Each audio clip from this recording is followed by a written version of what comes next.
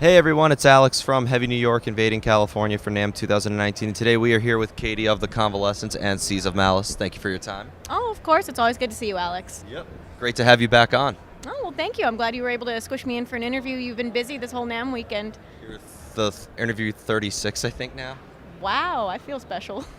Right? That's a lucky number. I think it is. Yeah.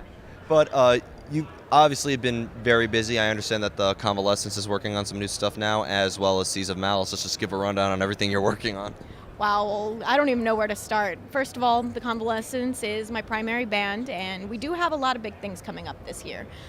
First of all, we're going to be doing a short Canadian run, primarily in the Ontario, Quebec area, and that's going to start February 14th. That's going to help us, get some practice in and get going on actually recording a new album. We're going to be going to the Grid and working with Chris Donaldson. He's the guitarist in Cryptopsy, and he's going to be going on tour shortly as well. So this was the best time that we could both work together and get this new album out there. Yeah. The tour with Cryptopsy and Aborted, right? Yep, that's the one. I'll be there. I wish I could, but I think I'll be on tour at that time too. So. I missed Aborted last year because Satyricon was playing the same night, so. Oh, well, Satyricon, yeah, you got to see those guys. Yeah. But how different is playing in the Convalescence versus Seas of Malice? Well, I have found that over the years I have my own style of playing keyboards, especially when it comes to very, very heavy music. There's not a lot of bands nowadays that have actual keyboardist. A lot of people sample their items. So what I like to do is I like to keep it as traditional as possible, but still have different added effects. I play with a Roland Juno GI, and it's got a digital recorder on it. So I'm able to do some sampling, not necessarily backtracking, but I'm able to take samples from the album itself so it can have a good full live sound that's as close as it possibly can be to the album. As far as the Convalescence goes, I definitely am looking into getting some new gear so we can, step up our game on this next album.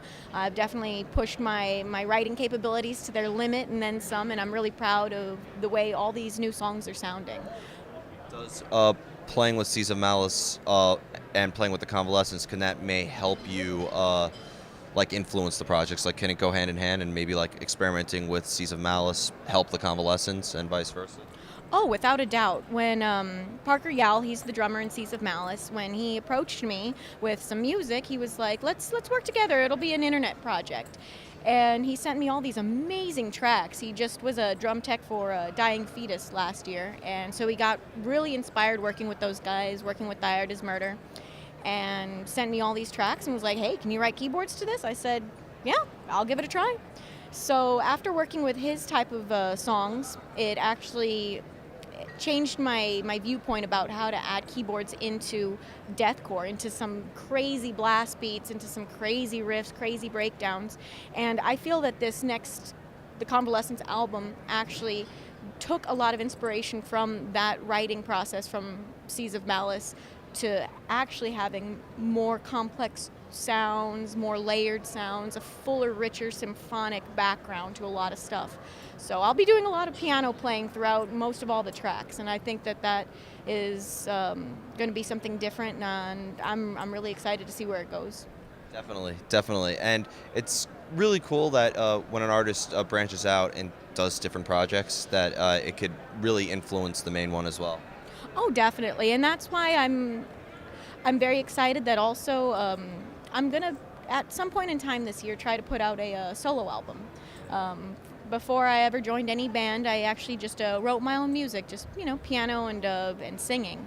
I've always loved metal, so whenever I got the chance to join a band, I jumped on that opportunity. But I've been posting things here and there on my personal Facebook page of little things I've written, and a lot of people have.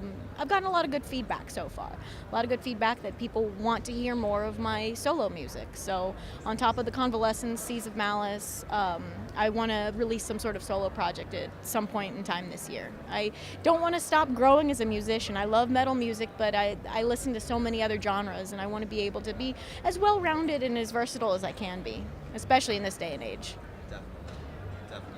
And before we go, I want to just give, because I know that the Convalescence has just announced a shit. Every day I've been looking on your Facebook page, and it's been a new festival. So what's next for the Convalescence? We have so much planned, and it's only going to be, oh my goodness, we've got a headlining tour from April 10th to April 27th with Sea of Treachery and Insurgents, and through that headlining run, we're going to be playing Texas Independence Fest with Impending Doom, Lorna Shore, Abiotic, The Agony Scene.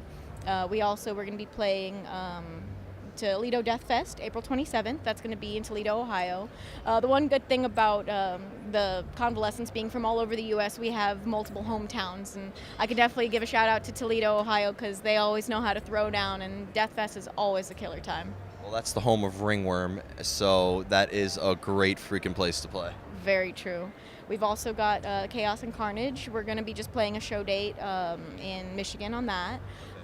That was the one with Whitechapel and Dying Fetus, so that's also going to be a good one too. We've also got Brews and Brews. That's a big Michigan show. We're going to be direct support for Goat Whore on that one. That's March 30th. Yep. And get to play with those guys again. They were awesome to tour with a few years ago, and we stayed in touch. We're good friends with them, and I'm glad to be playing a show with them again. Yeah, they're great people. The first time I saw them, they played a wedding, so. That's pretty badass. I'm not gonna lie, that is. Yeah, that was the craziest concert I never remembered. Wow. Well, sounds like a good time then. Yeah. We also, last but not least, we actually got on the one of the stages. It's a side stage for Rocklahoma. We'll be playing that one. It's one of the campground side stages, so I'm really excited about that. That's a first for us, and I know there's some big names on Rocklahoma. Ozzy, Disturbed, Bush, In This Moment, Asking Alexandria. So that one, I think, is going to be a phenomenal day, a phenomenal few days out there. Awesome. Well, Katie, always great to see you.